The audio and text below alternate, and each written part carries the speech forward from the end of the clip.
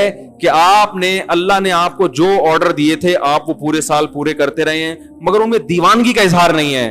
اللہ کہتے ہیں کہ زندگی میں ایک دفعہ احرام باندھ کے آؤ, پراپر ڈریس پہننے کی اجازت نہیں ہے, اور دیوانوں کی طرح بیت اللہ کے گرد چکر لگاؤ, صفا مروہ میں دوڑو. حالانکہ کون سی بات ہے, دوڑنا تو کوئی عبادت نہیں کہلاتی نا. اللہ نے کہا دوڑو, بیت اللہ کے غلاف سے لپٹ کے, بیت اللہ کے دروازے سے اپنے رخسار کو رگڑ کے میرے سامنے رو, جیسے محبوب کسی سے لپٹ کے محبت کا اظہار کر رہا ہوتا ہے. میدان عرفات میں مٹی میں اپنی ناک کو رگڑو. تو یہ جو اللہ نے عبادت کا ایک خاص طریقہ رکھا ہے, یہ طریقہ صرف ان کو سمجھ میں آئے گا جو دیوانوں کی طرح اپنے رب سے محبت کرتے ہیں. جن کی طبیعت میں دیوانوں والی محبت نہیں ہے, وہ اس طریقے کو, اس طریقہ عبادت, یہ والا طریقہ ان کی سمجھ میں نہیں آئے گا. وہ کہیں گے یہ کیا ہے بھائی, ہم 3 پیس سوٹ ٹائی پہنا کرتے تھے, اللہ میاں نے بولا ایک دھوتی پہنو اوپر سے ایک چادر. یہ کیا ہے, وہاں جا کے کیا کر رہے ہیں, گھوم رہے ہیں, حجر اسود کو چوم رہے ہیں. کیا ایک پتھر ہی تو ہے بھائی, اس کو کیوں چوم رہے ہیں بھائی؟ بیت اللہ سے نسبت ہے اس کی, یہ اللہ کا گھر ہے. کیسے دیواروں سے لوگ رخساروں کو لگا رہے ہوتے ہیں وہاں. وہ شعر یاد آتا ہے, امر من الدیار دیار لیلا اقبل ذا الجدار وذا الجدار وما حب الدیار شغفن قلبی ولكن حب من سکن الدیار.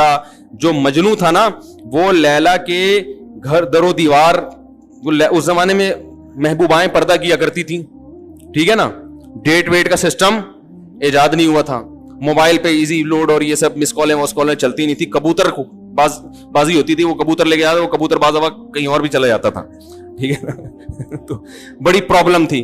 تو یہ جو مجنون ہے نا, یہ لیلا کے عشق میں کیا کر رہا ہے, اس کی دیواروں کے گرد چکر لگا رہا ہے, اور بڑے سخت پہرے غیرت مند مردوں کے, وہ نکلنے نہیں دیتے.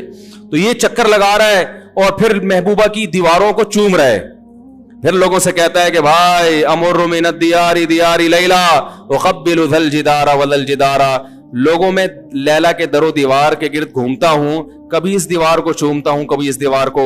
لوگوں اتنا پاگل نہیں ہوں کہ مجھے دیواروں سے محبت ہو گئی ہے. وما حب الدیار شغفن قلبی. تم مجھے دیکھ کر پہلے ہی مجنوں کے تانے مجھے مل رہے ہیں, لوگ دیوانہ کہہ رہے ہیں, پاگل کہہ رہے ہیں. اللہ کی قسم اتنا پاگل نہیں ہو کہ دیواروں سے محبت ہو جائے. ولكن حب من سکن الدیار. ان دیواروں کی نسبت جس محبوب کی طرف ہے, اس محبوب کی محبت نے مجھے دیواروں کو چومنے پر مجبور کر دیا ہے. یہ رشتہ ختم ہو جائے. یہ دیواریں میری نظر میں 2 ٹکے کی نہیں ہیں. بیت اللہ کی دیواریں بھی سیمنٹ گارے کی بنی ہیں میرے بھائی, اس کا غلاف بھی کپڑے کا غلاف ہے, وہ کوئی مریخ سے نہیں آیا ہوا. یہی سیمنٹ, یہی بجری, یہی ریت, اسی سے وہ اینٹیں بنی ہیں. لیکن ان اینٹوں کو دیکھنے کے لیے,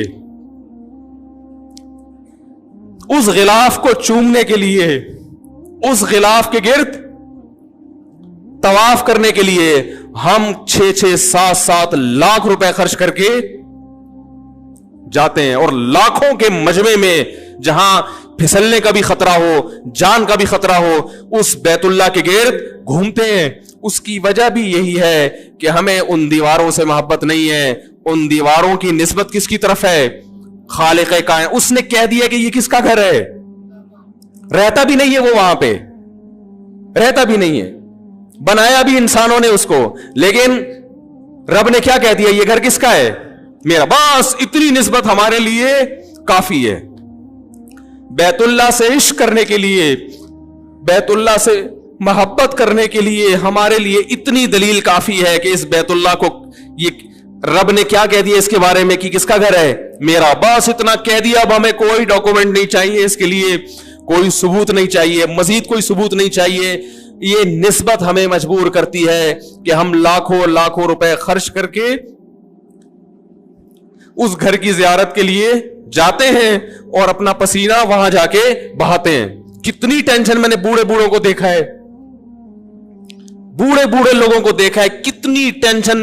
یہ تو آج بیت اللہ کی زیارت آسان ہو گئی, جب بیت اللہ کی زیارت آسان نہیں تھی, لوگ جب بیت اللہ پہ پہلی نظر پڑتی تھی بے ہوش ہو جایا کرتے تھے, اٹیک ہوئے لوگوں کو, موت ہوئی ہے لوگوں کی.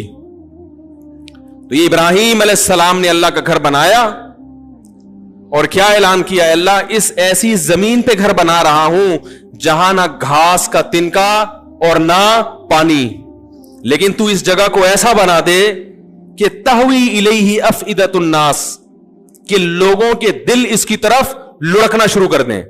कोई एंटरटेनमेंट की जगह नहीं है वहां पे। मरी में होता, स्विट्जरलैंड में होता तो हम कह सकते थे भाई असल में तो स्विट्जरलैंड है, नाम बैतुल्ला का लिया जा रहा है, देखना क्या चाहते हैं मौलाना साहब, स्विट्जरलैंड घूमना चाहते। अल्लाह ने ऐसी जगह बनाया, संगलाख पहाड़, ये तो अब आबाद हो गया, वरना तो आप जहाज में देखते होंगे चट्टाने, खुश संगलाख चट्टाने। ऐसी जगह बनाया कि यहां आने वाला सिवाय बैतुल्ला की मोहब्बत के इसके दिल में उसके अलावा और कोई जज्बा ना हो। और यही वजह है कि आज वहां जद्दा पे जो कुछ होता है, जद्दा एयरपोर्ट पे सब जानते हैं, लोग क्यों बर्दाश्त करते हैं। किसी और एयरपोर्ट पे इतनी सख्ती हो और ये कुछ हो, लोग उस मुल्क में जाएंगे, छोड़ देंगे। ये बैतुल्ला की मोहब्बत है जो लोगों को खींच के लाती है। तो अल्लाह ने हज क्यों रखा है? दीवानगी के इजहार के लिए। नबी सल्लल्लाहु अलैहि वसल्लम ने फरमाया, दा खतामल ईमान मन रज़िया बिल्लाहि रब्बा व बिल इस्लामी दीना व बि मुहम्मदिन सल्लल्लाहु अलैहि वसल्लम नबिया। इस्लाम का जायका चख लेगा वो शख्स जिसने अल्लाह को अल्लाह मान लिया, नबी को नबी मान लिया और अल्लाह की किताब को किताब मान लिया। तो आपने फरमाया इस्लाम का जायका, इससे पता चलता है इस्लाम में क्या है, एक चाशनी, एक लज्जत जायका है। एक आप मुल्क की कवानीन को फॉलो करते हैं, उसमें लज्जत नहीं है, चाशनी नहीं है, लेकिन जब अल्लाह के दीन पे चलते हो तो इसमें अल्लाह ने एक जायका भी रखा है, लुत्फ और मजा भी रखा है। लेकिन ये लुत्फ और मजा सिर्फ उन्हीं को महसूस होता है जो अल्लाह को अल्लाह होने के लिहाज से राजी हो जाते हैं और उससे मोहब्बत करना शुरू कर देते हैं। अल्लाह ताला से दुआ है कि अल्लाह ताला हमें भी अपने घर की ज़ियारत नसीब फरमाए और जज्बे के साथ। उलमा कहते हैं वहां जाके बुराइयां करना, इससे वहां की जो एक रूहानी कुव्वत वहां मिलनी चाहिए थी, वो कुव्वत क्या हो जाती है,